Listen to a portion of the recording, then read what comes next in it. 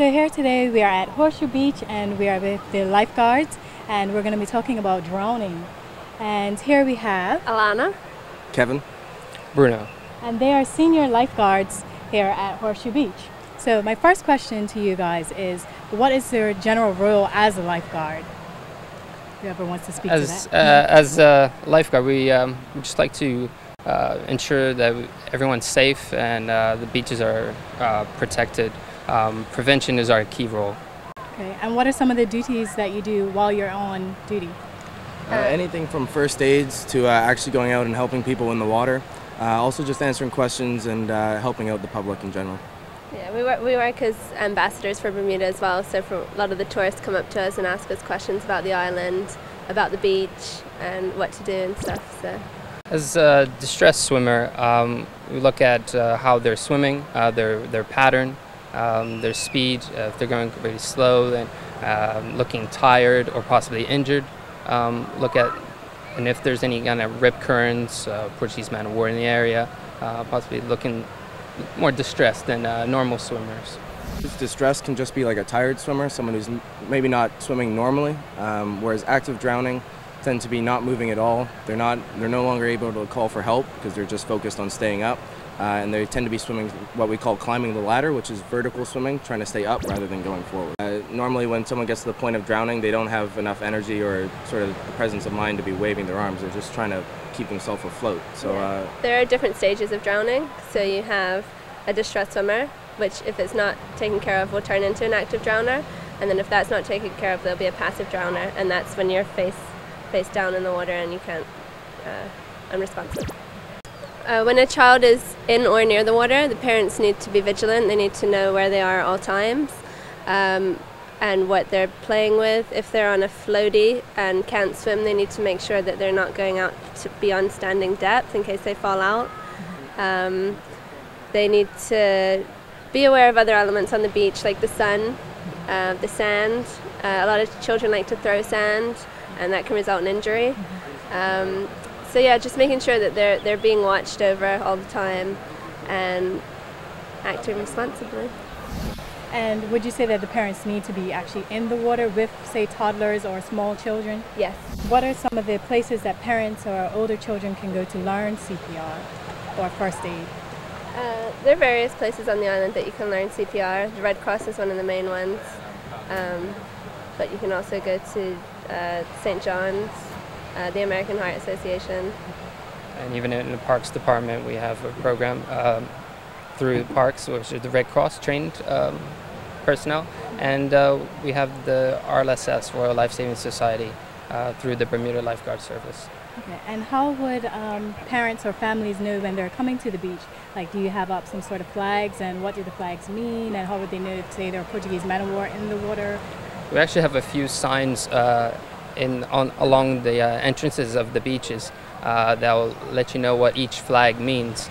Our normal lifeguarding flag is a red and yellow flag or a white flag that says lifeguard on it. And those are normal days at the beach. We then have like a yellow flag, which is for caution, possibly rip currents or high surf, and then red flags is when the beach is actually closed. And we also place those red flags in areas on the beach where we section off that are too dangerous, and we try to leave as much open as we can so that people can enjoy the beach. In Bermuda we're really lucky because you can see the rip currents because we have clear water. When the sand gets churned up, that's an obvious sign of a rip current. So if you find yourself in really sandy water and you can feel yourself being pulled out, that's a sign that you're in a rip current. Okay. And what we say to beach patrons when we go down and advise them is that if you feel yourself being pulled out, don't try and swim against it because you'll tire yourself out. The best thing to do is to swim parallel to the shore, and then to swim in once you're out of the rip current, and then it's much easier to swim in. Because people can swim against the current, get tired, become distressed, and that's when we go down. We try our best to go down when we see a rip current, and if we see somebody in there, we'll go down before anything happens and just warn people about them, because we find that's the best way to prevent anything from happening. And a lot of the rips that we get here are just flash rips. They just pop up for just a few seconds, but they can also catch people off guard. So it's good for us just to get down in the water and just let them know that they're in the rip and how to get out of it. So generally when someone's stung, it's a very sharp pain right at the area of being stung.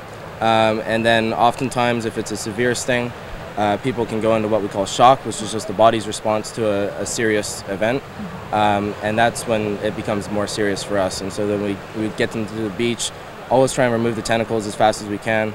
And then if they're in shock, we treat them for shock right away. And that includes elevating the legs, sometimes applying oxygen. And if it's a very serious case, we get an ambulance down to get them to the hospital. Every season we have some people that get stung. One such incident, there was just a father who was out snorkeling. And one thing with snorkelers is they often have their head down, right? They're not looking at their surroundings, they're looking at what's beneath them, so he didn't notice it. And I guess a wave just sort of washed it onto his back. And so he actually got quite a bit of the tentacles on him. And we pulled him in and immediately was in a lot of pain. We brought him to the beach.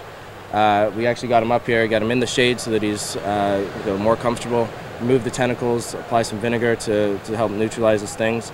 And then since his condition wasn't improving very quickly, we had to put him on oxygen. We continued monitoring his vital signs, making sure he wasn't getting worse. But since he wasn't getting better, we actually did have to call an ambulance. And they came down and they actually removed him to the hospital for further treatment. So when we have a really packed day on the beach, how do you guys, or do you actually come off the stand of your lifeguard stand to walk through the crowds to really determine or assess how our swimmers are doing? When it's quite busy, we obviously have to step up in the vigilance and the patrols. Being down at the water's edge is key, just for prevention purposes. We can get down and see a lot more people. So we try to get down. Do some water patrols. We're down on the chairs already, so we just keep a close eye. We have to get on the binocs quite often, and we just work together. We try to have more people working on the beach just to cover. And also, because we've got the 2 chairs, the tower is responsible for the whole beach. When you're at either chair, you're focusing more on a certain zone, which also helps. So then you've got multiple eyes on a certain area of the water, especially when it's crowded. On a really busy day though, I would just sort of add that it's definitely more important for parents to keep an eye on small children, just because it is much easier for them to sort of get lost in a crowd than an adult. So yeah, on busy days, small children should definitely be kept under close supervision.